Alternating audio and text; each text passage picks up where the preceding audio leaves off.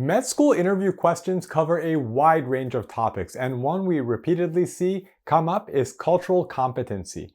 But despite how common it is, applicants often overlook it while preparing for their interviews. In this video, we'll go over what exactly cultural competency is and why adcoms want to see it in med school applicants.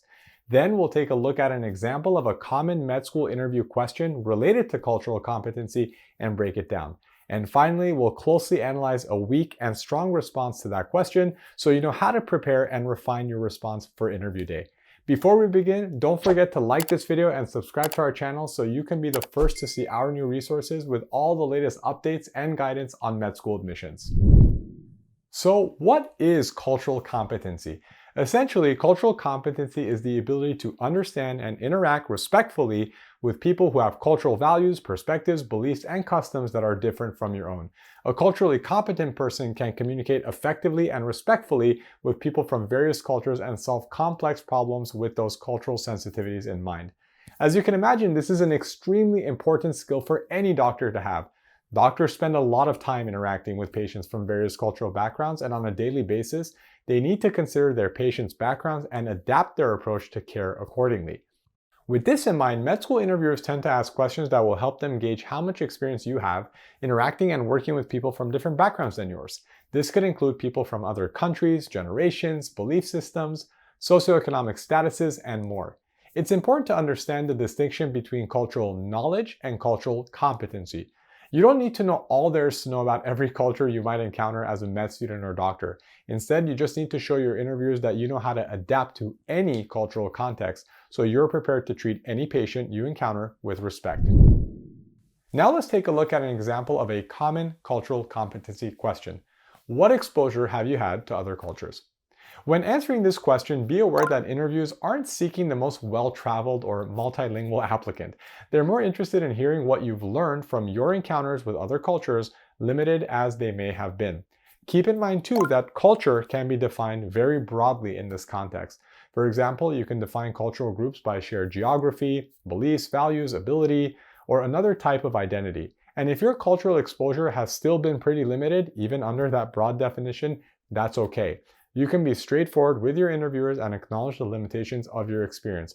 Just be sure to emphasize your plans to intentionally seek out broader cultural experiences as a medical student. As you brainstorm the experiences you might share in your response, focus more on active interactions than passive observations. Similar to an essay, your interview responses should also focus on concrete examples whenever possible.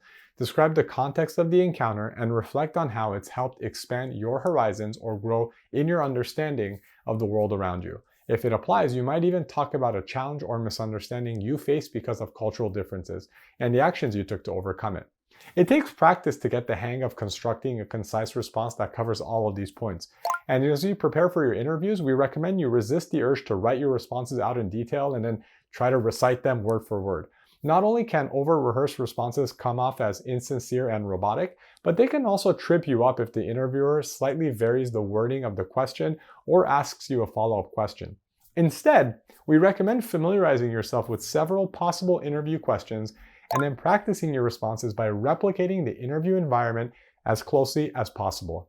Set up a video or voice recording, answer the questions out loud without the help of notes or scripts, then play your responses back and analyze them.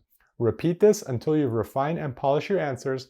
In the days leading up to an interview, repeat this exercise again to keep your responses fresh in your mind without merely memorizing them. As you prepare for your interviews, also be sure to check out our med school interview question bank. It contains hundreds of common questions, full-length answers, and detailed analyses for a variety of traditional and MMI question categories, so you can be ready for anything you might encounter during your med school interviews. It even contains strong sample responses to a number of cultural competency questions that med schools tend to ask. With these strategies in mind, let's look at a weak example of a response to this question. We'll provide a text version here for analysis, but as you work on your own responses, remember that writing them out from start to finish usually isn't the best way to prepare for the interview setting. Growing up and attending undergrad in a rural area, I unfortunately hadn't interacted much with other cultures. But my trip to Mexico last summer opened my eyes to a world I'd never experienced. It was a one-week cruise, so my time on land was limited to just a couple of days. Still, it was a really memorable experience. I enjoyed the breathtaking beaches and delicious local cuisine, and every local I met was extremely kind and welcoming. I especially enjoyed haggling with an abuela in the market one day, using my limited high school level Spanish to get a better deal and to wish her a good afternoon. And I'm so glad I took the opportunity to visit the Maya ruins of Chichen Itza. I was shocked to learn that it was built around 1200 AD, and I was totally in awe of its unique and massive feats of architecture. As I stared up the pyramids, I realized how much I still don't know about the world. I definitely wasn't ready to come home so early, and I hope to have the opportunity to return one day so I can spend more time immersing myself in the local culture and learning more about this fascinating country. The applicant does a nice job of acknowledging that their cross-cultural experience has been limited, and it seems like they might be on the right track when they start to tell a specific anecdote about an interaction with an elderly Mexican woman in the market. But the anecdote ultimately falls flat because it recounts a brief, unremarkable interaction when buying souvenirs. It doesn't really show that the applicant learned anything significant about local languages or culture. It doesn't demonstrate growth of any kind.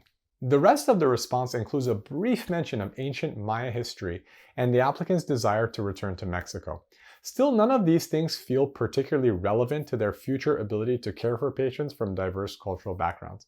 A good litmus test for figuring out whether a topic or anecdote is well suited for a response to this interview question is to ask yourself, did this experience give me any meaningful skills or perspectives I could actually see myself using when working with my patients?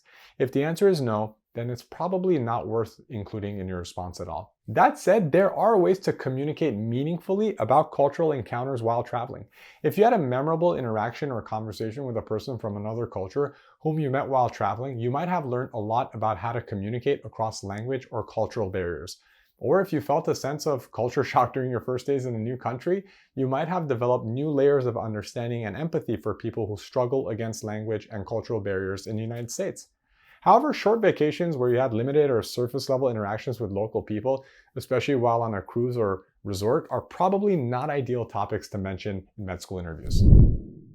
Now that we know what a weak response to this question looks like, let's take a look at a strong response. Here, the applicant has decided to go with a different topic entirely, focusing instead on an aspect of their volunteer experience that unexpectedly broadened their horizons and helped them develop cultural competency skills. Growing up and attending undergrad in a rural area, my exposure to other cultures was honestly really limited. But in my sophomore year of college, I decided to get out of my comfort zone and volunteer at an assisted living facility. Initially, the generational divide between the residents and me felt like an insurmountable cultural barrier. I wanted to be friendly, but I had no idea what to talk with them about because it seemed like our interests and daily lives were worlds apart. Then, during my third week, a resident named Mrs. Lee invited me to start sitting with her and her friends for lunch.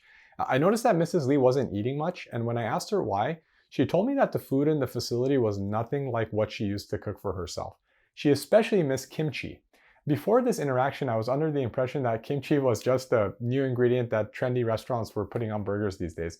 But she told me about how each fall, she used to help her mom make enough kimchi to last the entire year, and how there are dozens of different types of kimchi, all with their own unique flavors and health benefits. I didn't realize it was such a ubiquitous part of Korean food and culture.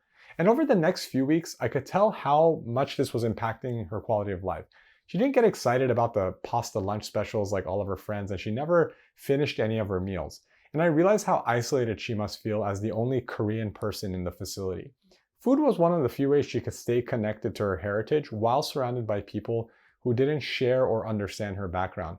But without the freedom to cook for herself, she felt culturally uprooted. I decided to bring my concerns to my supervisors and the kitchen staff, and we were able to get kimchi on the menu for a couple of days per week. Mrs. Lee lit up when I told her.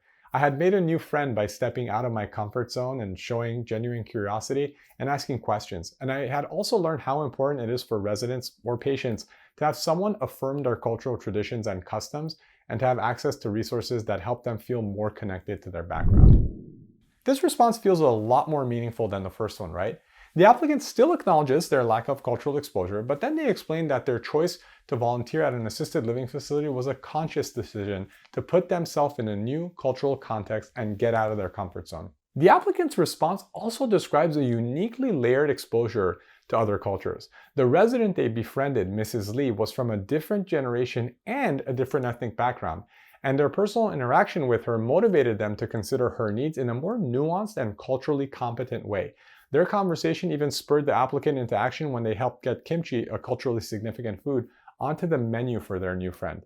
In the last part of the response, the applicant effectively contextualizes their takeaways from this experience and how they'll apply them to future patient interactions.